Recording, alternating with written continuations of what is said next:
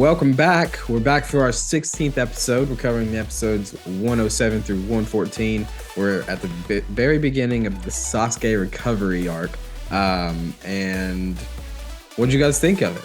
Did you guys have any reactions and thoughts? I should introduce everyone. Hi, I'm Logan. Everybody It's me. knows. I'm Surely, Asher. if you're watching the 16th episode, you know that who we are. So we have Asher and Zach. I'm not going to do it. Everyone knows who I am. I'm famous on the internet now.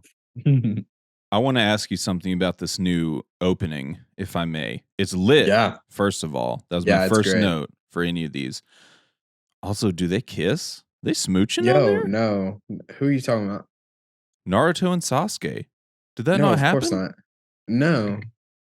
I could have sworn that happened. I mean, they in, did. The opening. They kissed it. Oh yeah, in the opening, it shows that little that screenshot or whatever, or the picture. That's from that happens in season 1. They're in the it's when they're in school, bro. He gets bumped. Naruto is standing on Sasuke's desk, like hunched over, and then the guy behind Naruto stands up, and it knocks Naruto onto Sasuke in a kiss. And that was Sasuke's first kiss, and all the girls freaked out. I don't remember any of this, but that is hysterical. Well, it was 100 episodes ago, so it makes sense. Yeah, true. But that's where that's from. Oh, yeah, we got a lot of Naruto and Sasuke nostalgia through the opener. A lot.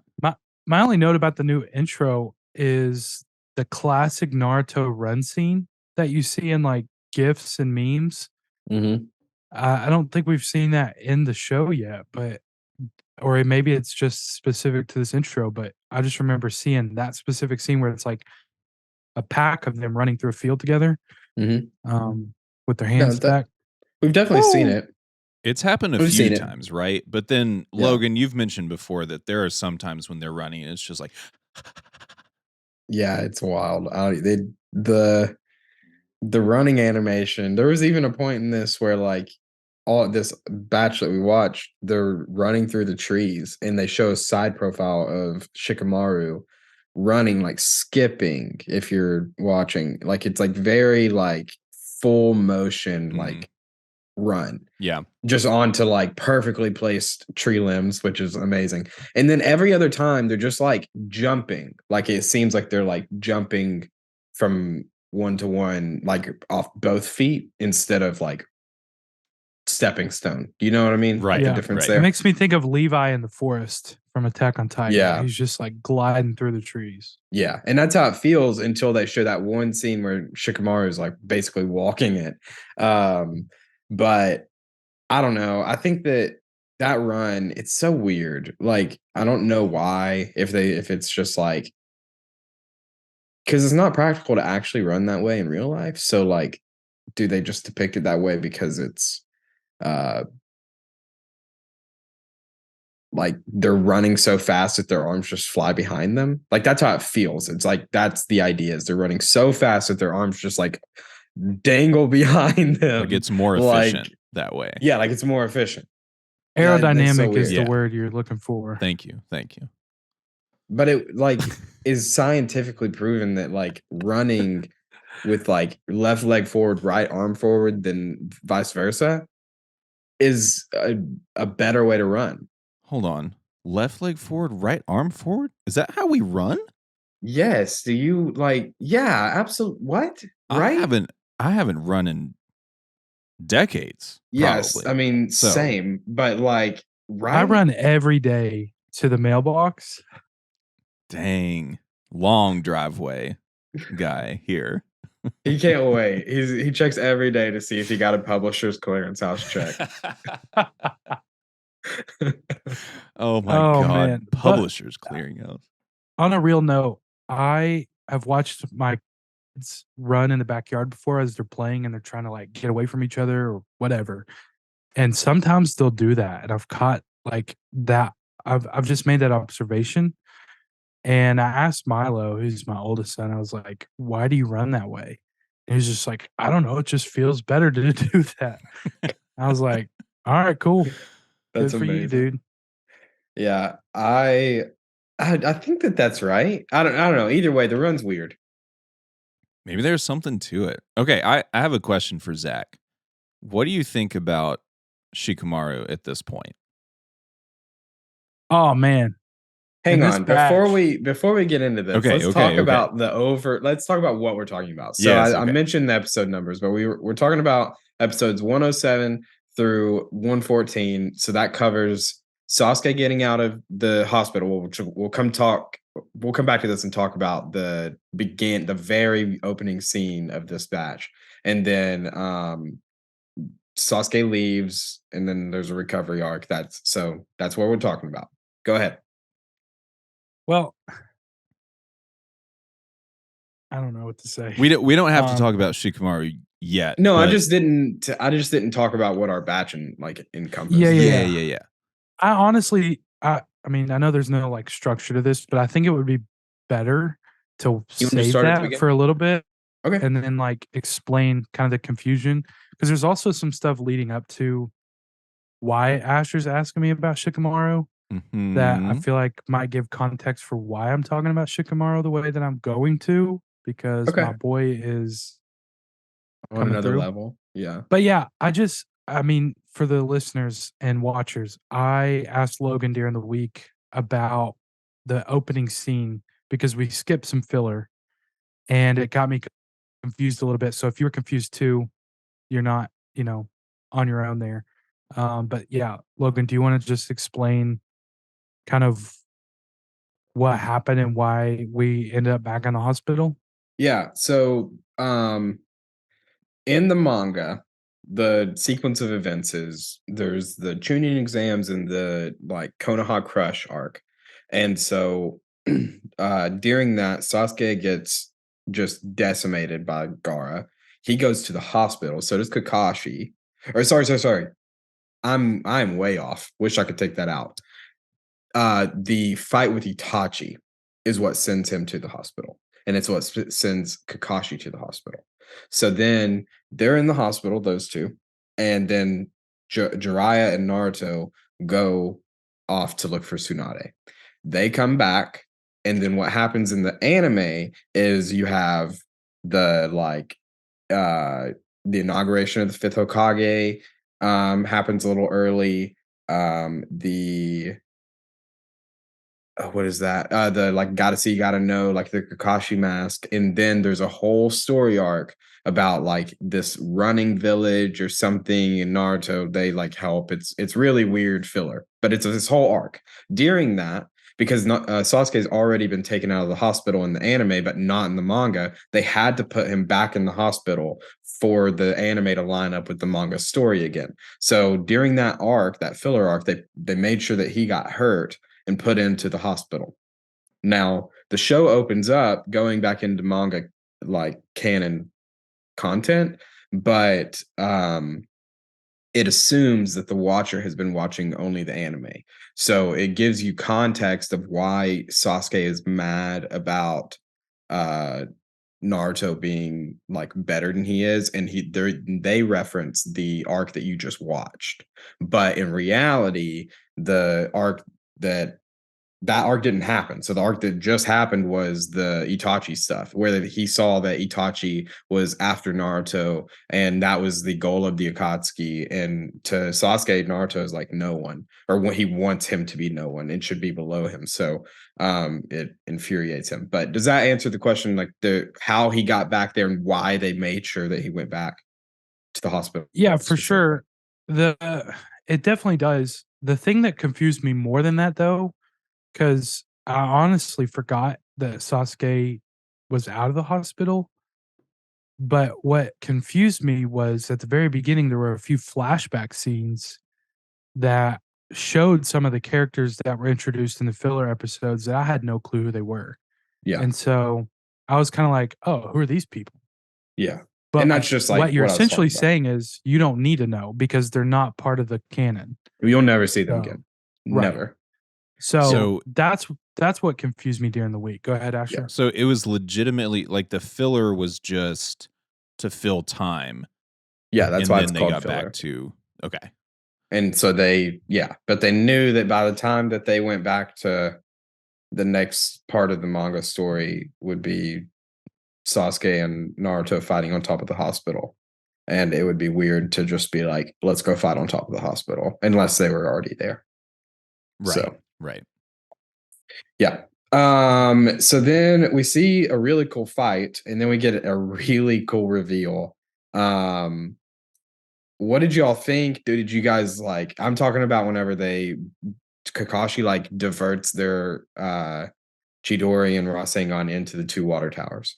And then what did y'all think from there? Because I used to love that scene as a kid. It made me feel like I loved Sasuke more as a kid, but it made me like so hyped for Naruto. Like I loved it. Yeah, I mean, I definitely was kind of feeling what Sasuke felt at the moment of like him looking at his damage to the water tower and looking at Naruto's and kind of scoffing and being like, huh, you know, I was stopped, but I'm more powerful.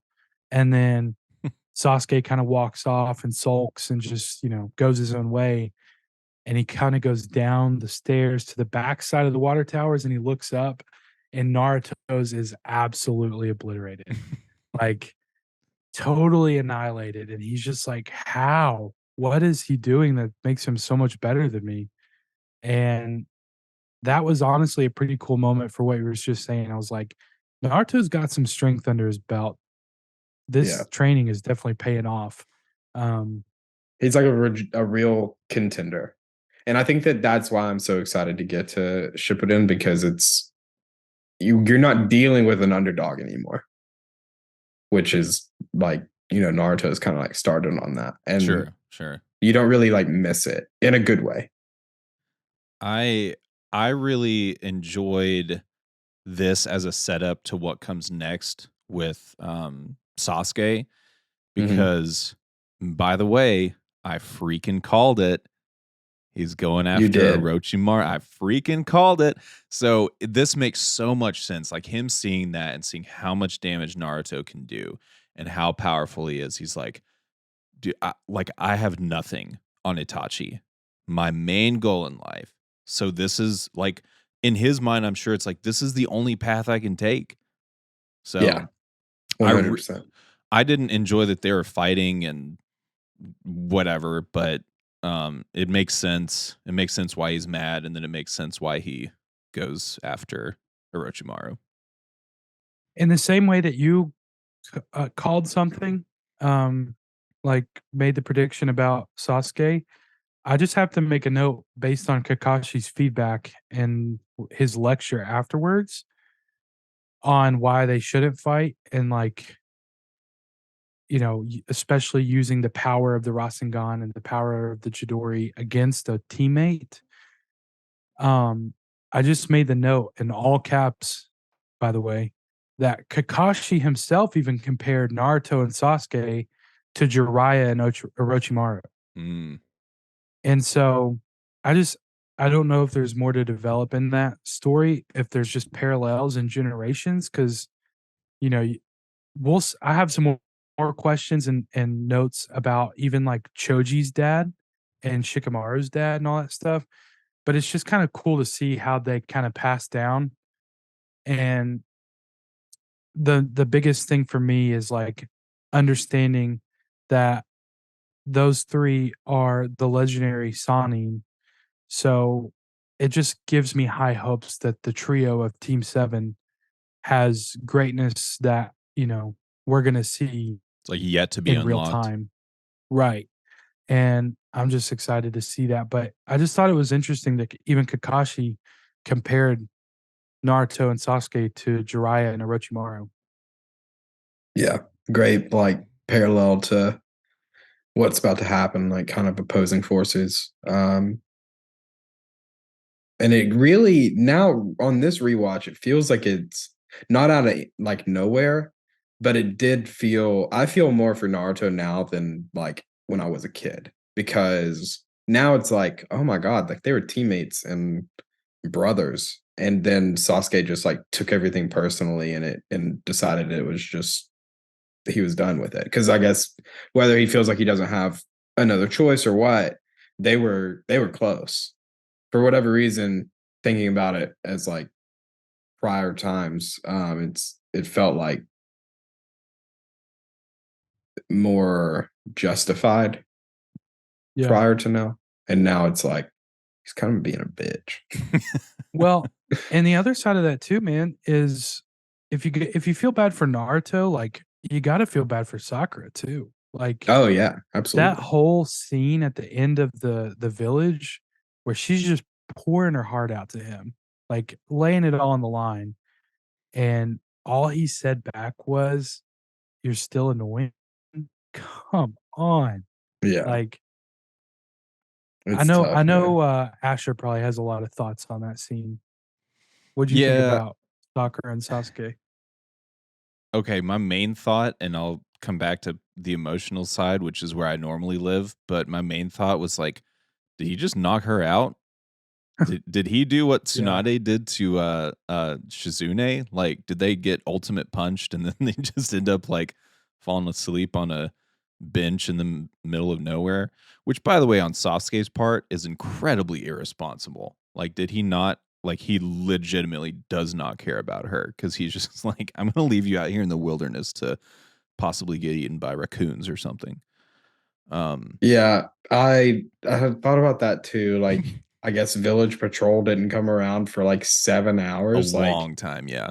yeah, They're dealing with The Fifth only way Hokage in and and out of the village? Is that yeah. weird?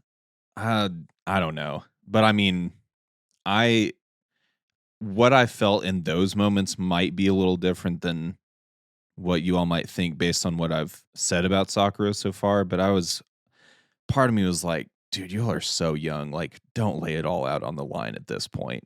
Like, you have so much time to like, I don't know, see what Rock Lee has to offer at this point. Like, yeah, that's and what's so weird. Sorry, keep going. I'll talk about no, that in a second. I was just gonna say like Sasuke is not worth it. That was my main thought. Leave him. Get him out of here. Yeah, I mean, I think it was just this week I saw a post on Instagram about, I couldn't send it to you guys. I had some spoilers, but it was referencing like Naruto, Sasuke, and Sakura's like relationship as far as it is like Naruto being obsessed with Sakura and her not caring and Naruto like doing all the like right things, but then just still chooses Sasuke like over and over. It's really annoying to watch.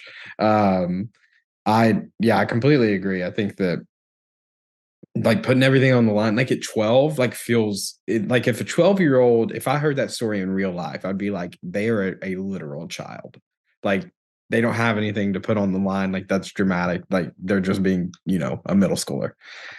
But on this show, it feels so much more like that's the love of your life. Like you discard their age so easily. Yeah. And you're just like, yeah, of course. Like she's willing to, she's an adult. Like she can make her decision when she's not. And I don't know if that's a cultural difference or what, but I mean, I would imagine that 12-year-olds probably aren't like professing their love. Yeah, At you're least not to right that though. degree. They do seem so much older, and it's been like that to me since the beginning of like OG Naruto. Like, there's a certain immaturity to them for sure Yeah. that is like, oh, okay, they're 12 or 13 or 14 or whatever. But then there's moments like this that's just like, this is like adult romance kind of stuff. So, what were you saying, Yeah. Zach? I was just gonna say, I mean, it definitely reminds me of like middle school that I experienced, like you know, going after a certain girl, but she's more interested in the bad guy, and like I'm not trying to like be like that, and I'm just a good dude and whatever.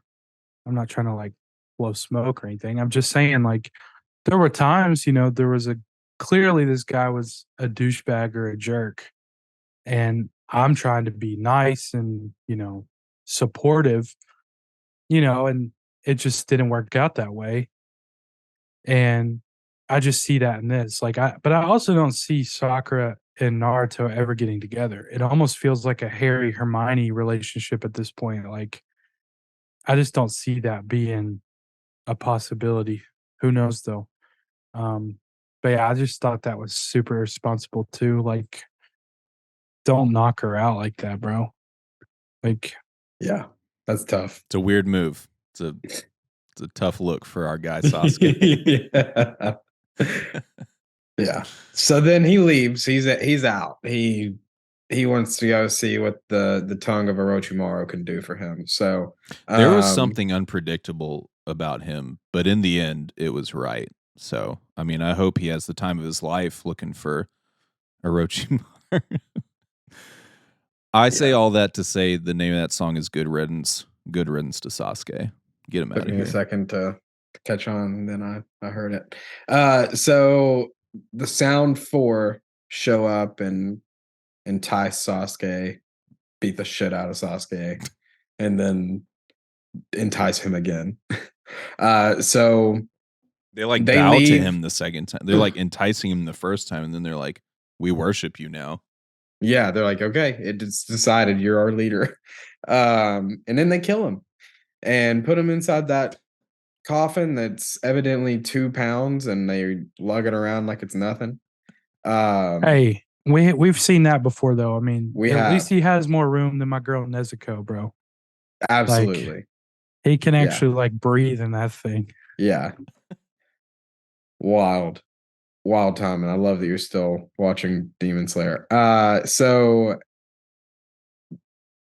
Choji, Shikamaru, Kiba, Neji, and Naruto. The only guy that's missing are 2, Sasuke, obviously, and then Rock Lee. So all the guys, right, and besides those 2 that are excused for obvious reasons, Sasuke being the one that they're chasing, and Rock Lee is still hurt.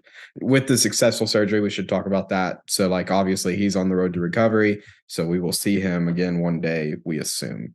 But the rest of the guys take off after Sasuke. It feels weird every time. It's and I know that they say we don't have Shikamaru is okay, I'll need high level Jonin for this, and they're we don't have that, and it's you were the premier village. And I get it, they're just coming off the end of Konoha Crush, where they lost a lot of Chunin and Jonin, but it still feels so you're gonna send the most emotionally invested people. Logistically, that would be the worst people to send, but story wise, pretty good. Makes for a pretty good story. Freaking works. I loved the moment that it was revealed that Shikamaru was the one that Tsunade was talking to about being. Who'd y'all think it was? I really did not know at the time. Okay. And then when I saw the reveal, I was like, oh, of course. My guy. Okay, so I don't really remember. Go ahead. I just wanted to pose the question back to Zach. What do you think of Shikamaru now? Because we had not a big rift on what we thought of him, but you were saying you didn't like the lazy aspect, and I was I relate to it a little bit.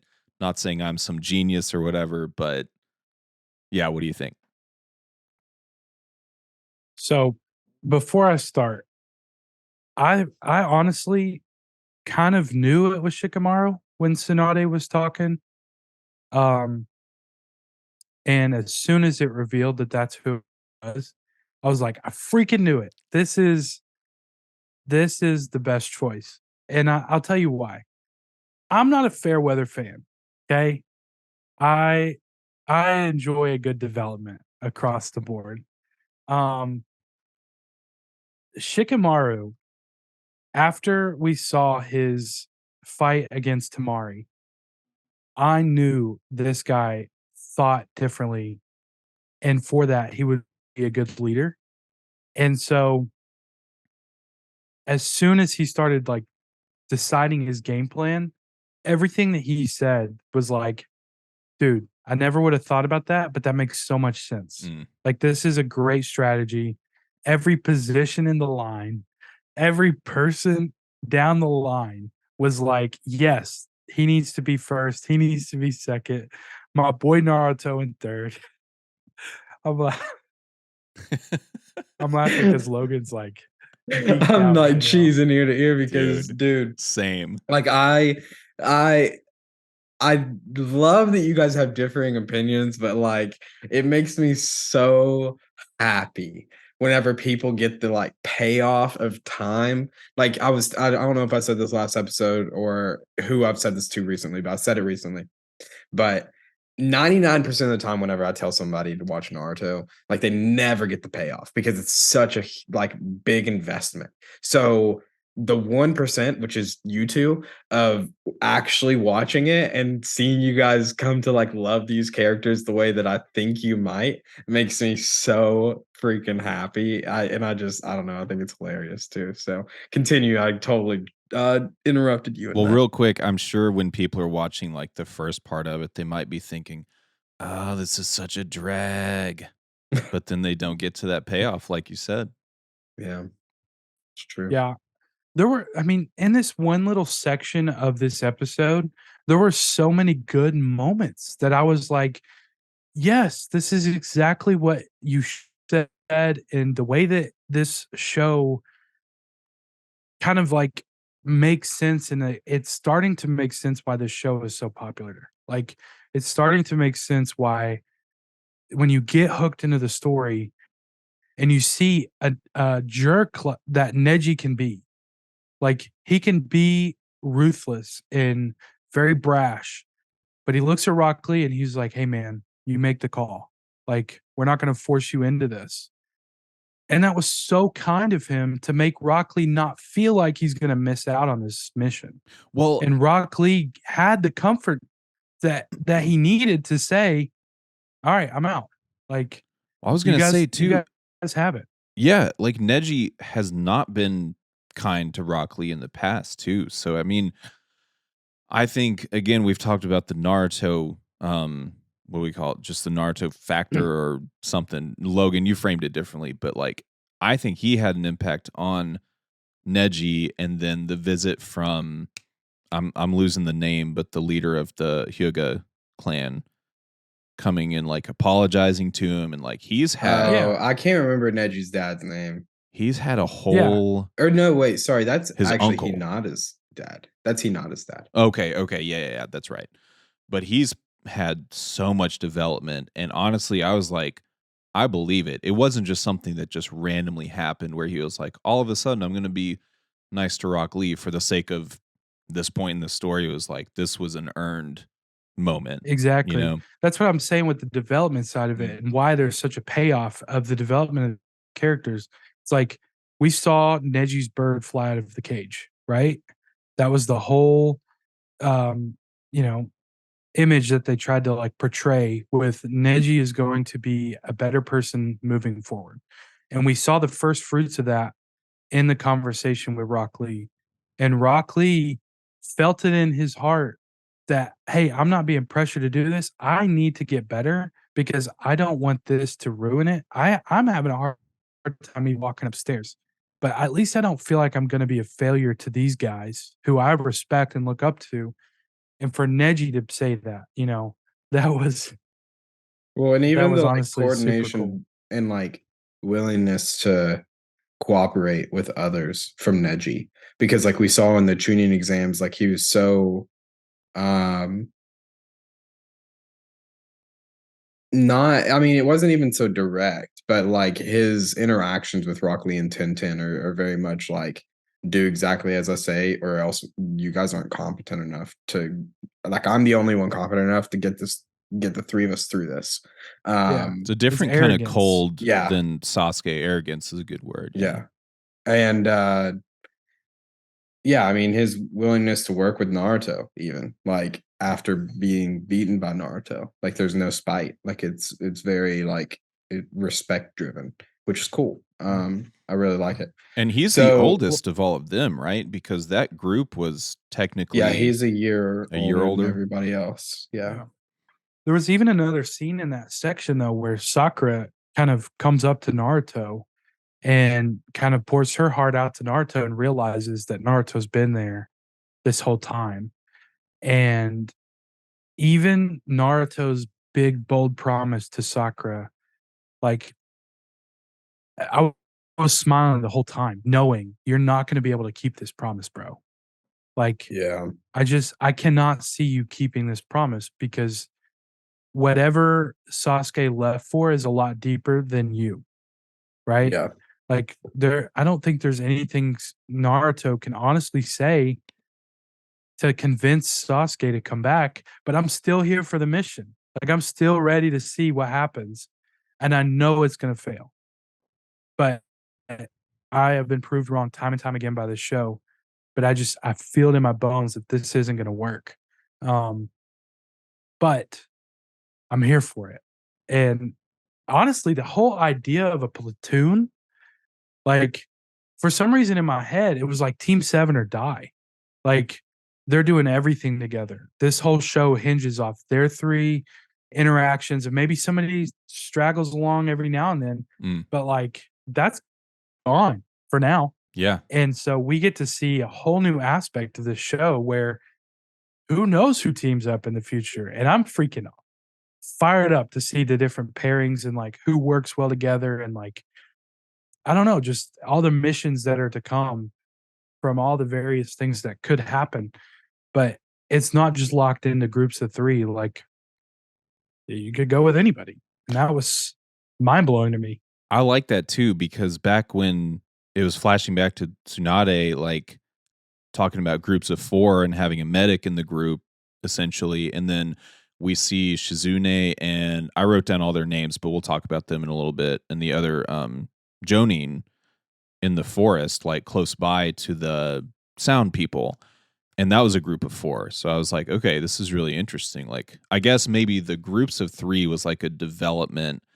Like, if you can work in a group of 3 well, maybe the idea is you can work in a group of 4 or 5 in this case, which, I mean. No, so. Oh, yeah, tell me. It's a group of 4. The idea is that the Jonin that's training these Chunin or these Genin is the 4th. So like Kakashi's on the team. Okay. Like he's not only the leader. And as they get older, they become more equal. And then they'll either pick up like another person along the way, and then that Jonin will do whatever else, or they'll continue as a team.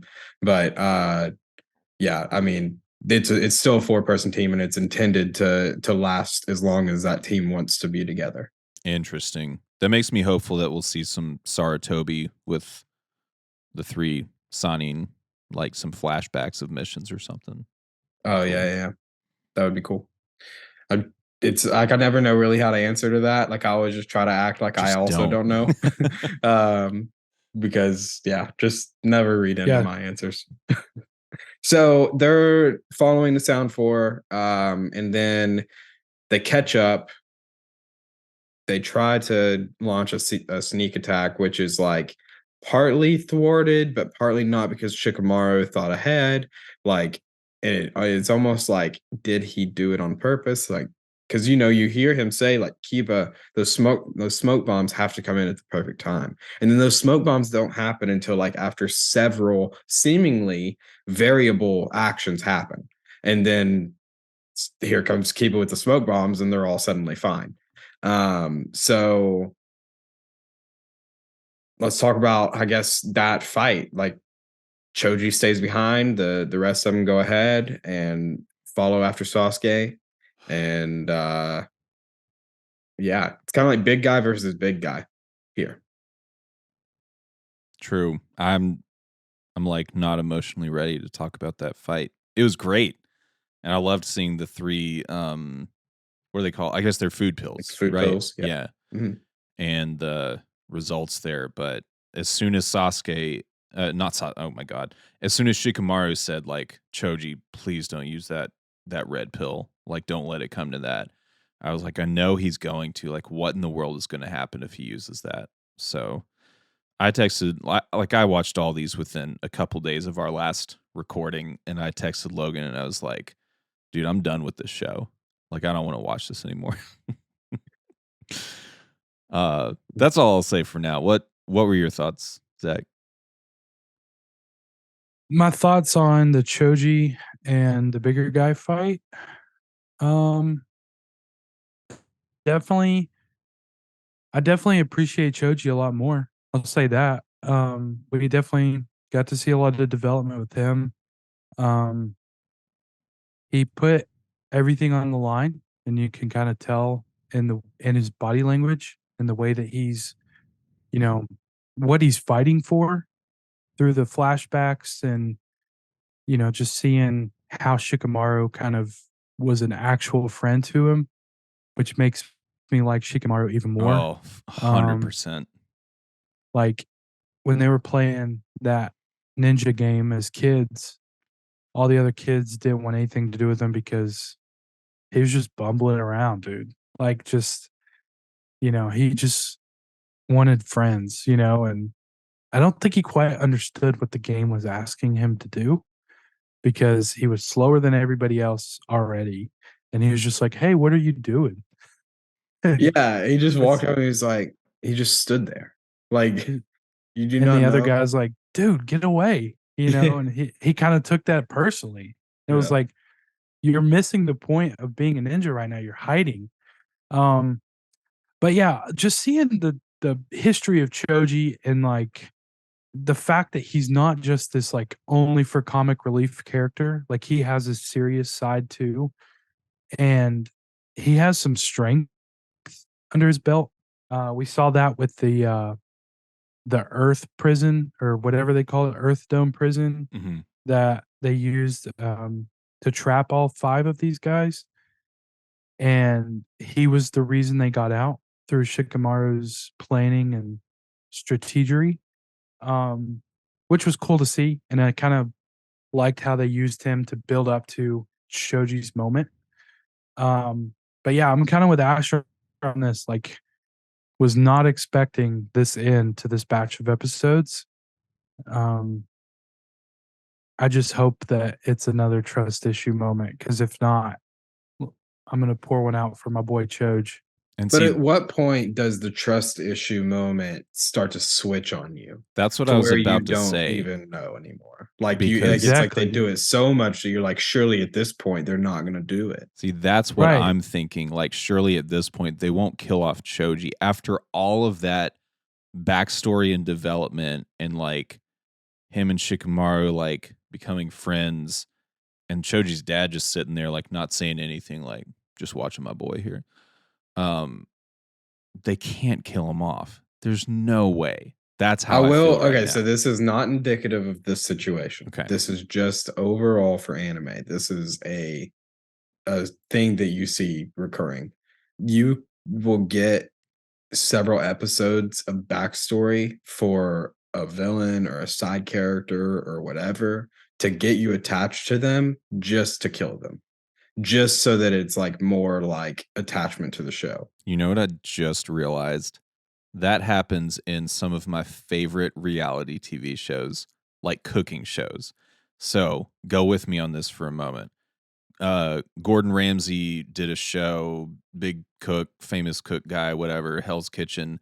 He did one called Master Chef, right? I started realizing, like Lindsay and I have watched like 6 or 7 seasons of this, right? They will not hone in on a character until it's their time to get voted off by the end of that episode. And you'll see them like get into the Oh, but they're initial. not dying. Well, Oh, they just get voted off the show. This isn't I'm a life or Dude, I death was like show. I was like, what reality TV are you watching where these people die? Here's the thing. On Squid Master Game. Chef, I think some of them do. I can't say for sure. But anyway, you don't really get their backstory in a lot of moments with those characters until they're about to get voted off and possibly killed. I have no idea. Voted off, and then we don't Squid know. Game. And that is in the realm of possibility, I guess. Yeah. I mean, if Choji gave it his all, bro. If he is dead, what a beautiful way to go. Like they definitely like if he is actually gone, respect because it was a beautiful ending for a beautiful character.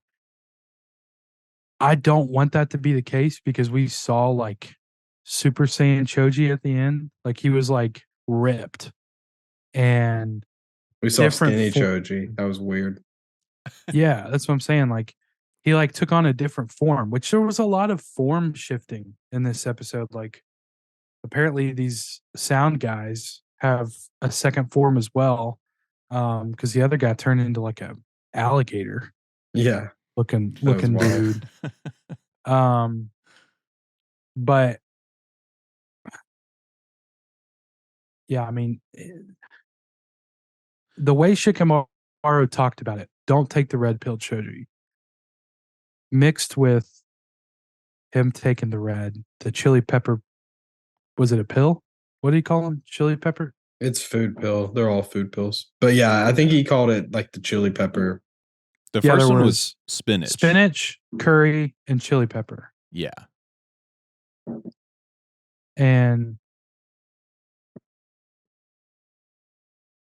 I'm so sorry. I heard that too. There's like you could hear that. It's fireworks. I thought honestly it's like, is that a gun? Like, ugh. That's what I thought too, because I was like, there's no reason Logan would have taken his headphones off if it wasn't like something. It was muffled enough for me to not be able to tell the difference. I forgot this is Memorial Day tomorrow as we're recording this, so makes sense. So sorry, go ahead, Zach. Kind of going away from Choji's death, unless you guys want to stay there. I do just want to say, if this is the end for Choji, I love that we had so many moments with him and Shikamaru, and even like Shikamaru within the Leaf Village looking for his squad, which by the way reminded me of like the Mighty Ducks. I think it's like the second Mighty Ducks movie where they're just going around getting the gang back together.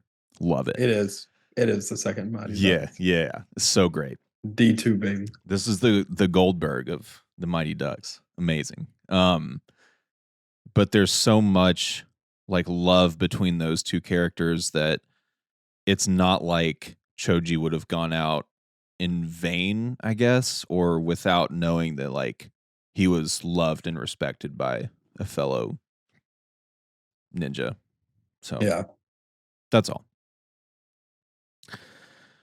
I'm getting emotional just talking about it now, so there's no hope for me in the future, but go ahead. I mean, his hand did go limp. Yeah, he let go. Hey, Zach, you're not helping. I'm not trying to. I know. I'm just trying to observe. Right. Like I don't want him to die. He was going to die. Right. Like they said the red pill meant death. We don't know why the red pill means death, though. He feels it too. So, yeah, Shikamaru felt it. He, as soon as his hand went limp, and then they switched to Shikamaru, and he was like running by on the trees of mystery, and he saw that butterfly. You know what I'm talking about? That's the thing that got me the most on like Choji's Gone is the butterfly, because he has those like butterfly wings. The butterfly is kind of a constant through the story, and then at the end when he's gone, the butterfly floats away.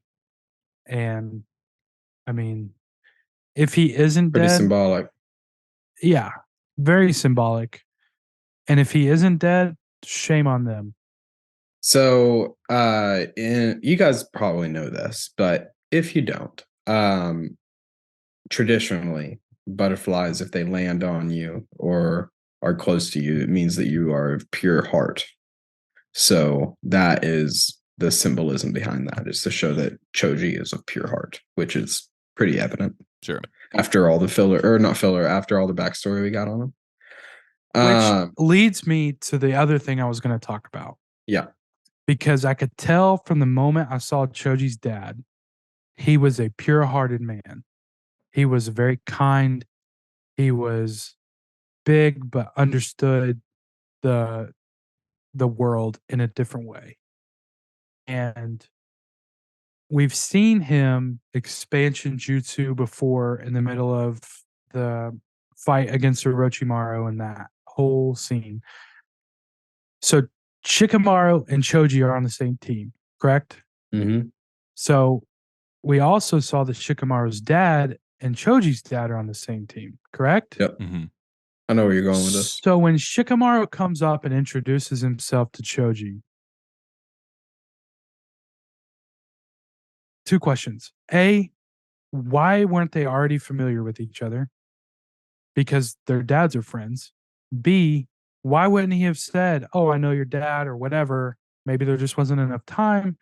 It just seemed weird to me. I was like, you know this guy.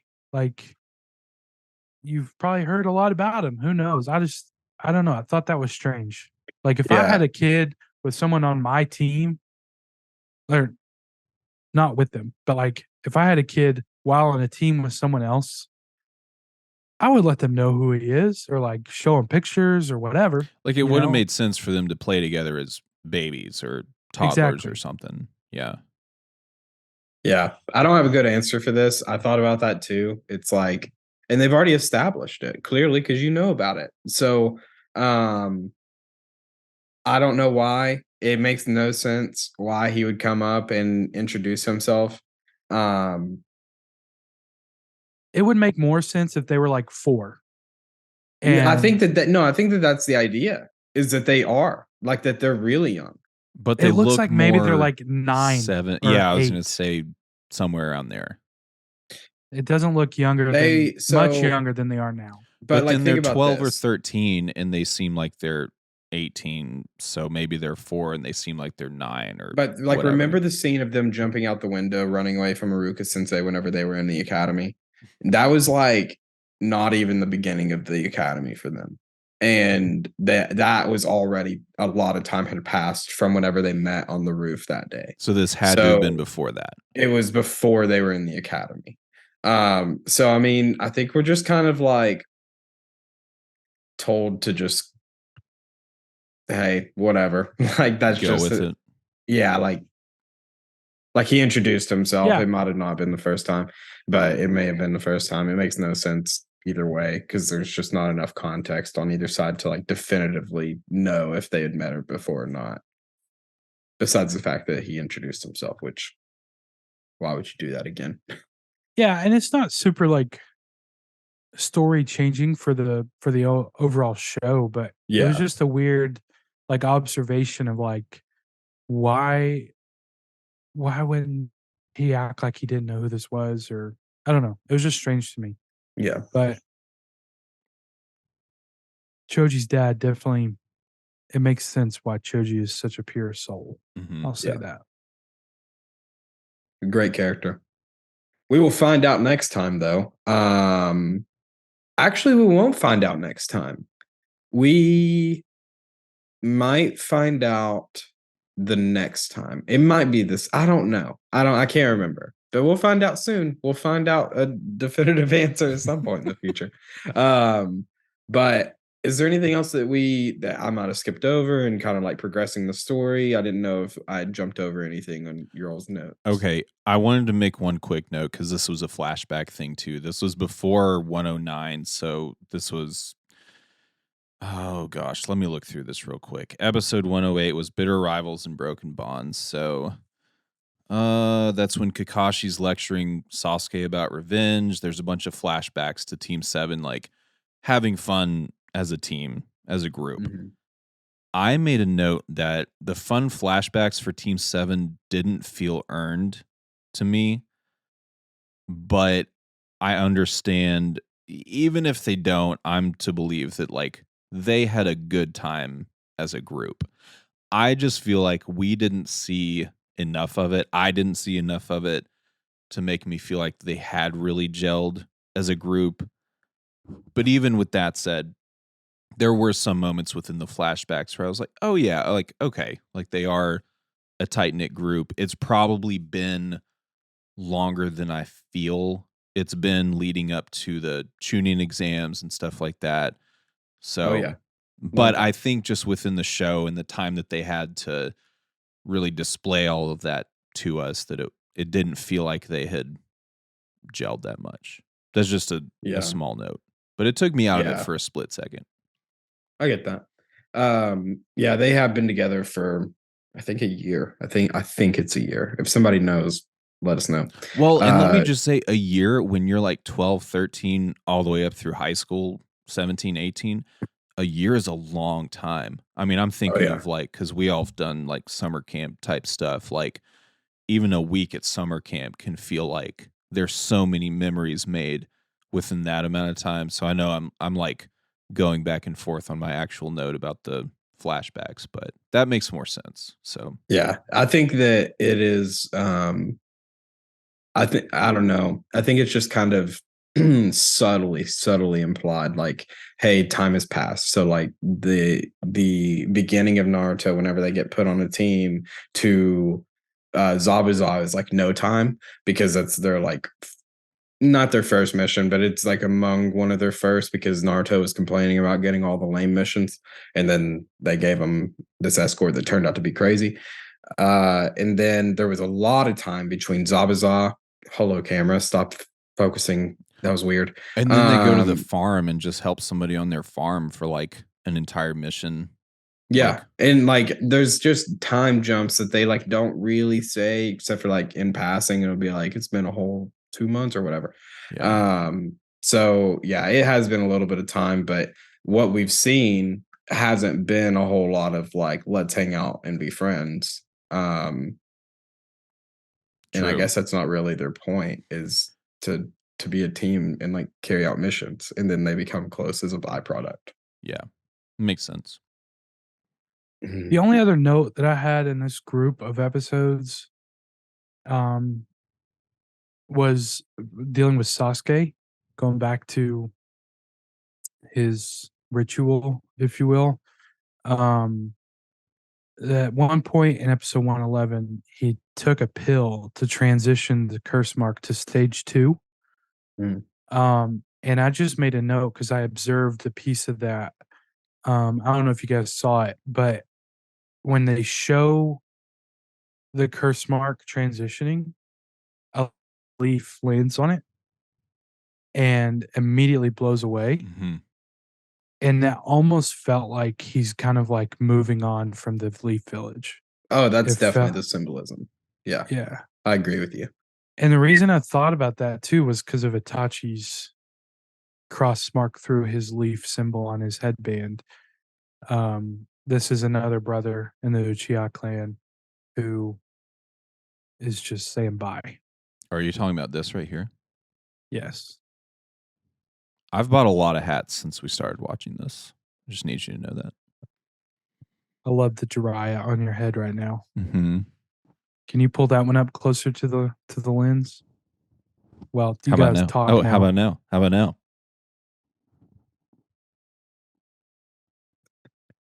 Big fan. Yeah, what a smug look on his face. Yeah. No, I think that. Oh, Zach, what were you saying, man? I got distracted. Just about the leaf landing and then leaving immediately. The symbolism there. They love that like physical leaf symbolism in this show. Like it's everywhere. And I saw that. Like I'm not trying to demean what you brought up at all. I just think that I like. Oh, it feels demented. Well, that's not how I meant it. I was just trying to agree with you. But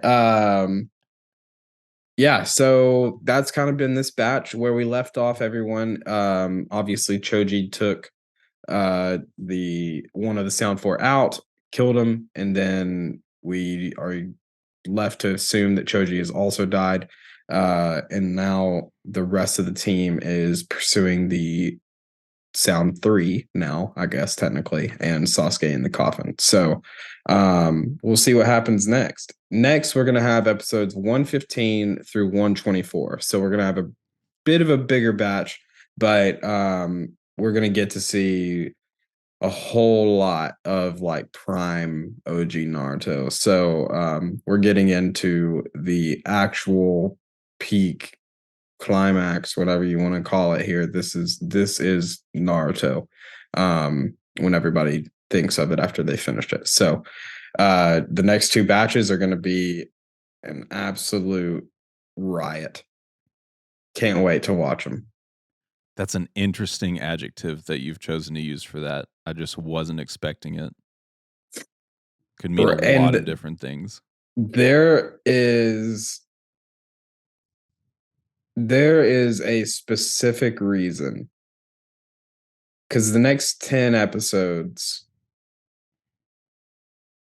yeah, just a wild ride. So buckle in.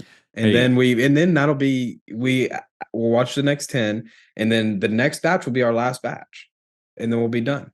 We'll finish OG Naruto. We'll have a series recap, and then on to Shippuden. That's wild. It's so soon. It is. It's like, how did we get here in under 6 months? Is crazy. It is crazy. I did want to just say they mentioned that Shino was off on a mission with his dad, and in the middle of everything they're going through with the sound village people that they're pursuing, I was like, man, I do miss Shino right now. Like, his bugs would have helped so much. Yeah, I'd left Shino out whenever I was counting all the guys. Absolutely, because he would break this mission. And I think that they actually just like wrote him out so that the mission would be harder. Absolutely. Yeah. He would break the whole show. Like if he could be theoretically with his powers or whatever, his jutsu with bugs, I mean, come on. He's like ultimate sneak. Yeah. Like So are you saying the bugs are gonna riot? Yeah. The bugs are gonna riot against Shino? God, that is no, just against the streets of the Leaf Village. Looting and everything. Oh my God. Oh, good Lord. The next thing you know, we hear John Farnham's "You're the Voice."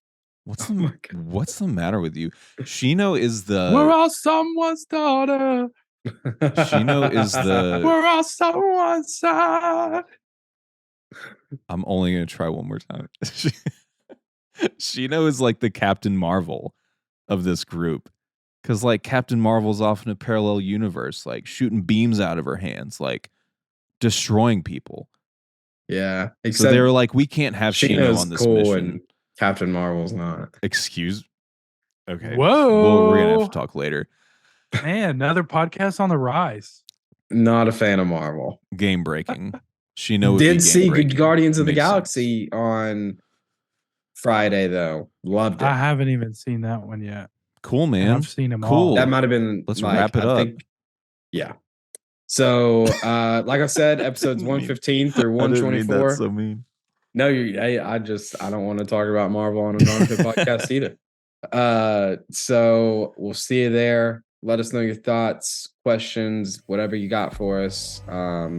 There's a few things we brought up that if you want to correct us on it, please, because we are just a whole bunch of dummies. Anyways, see you next time. Believe it.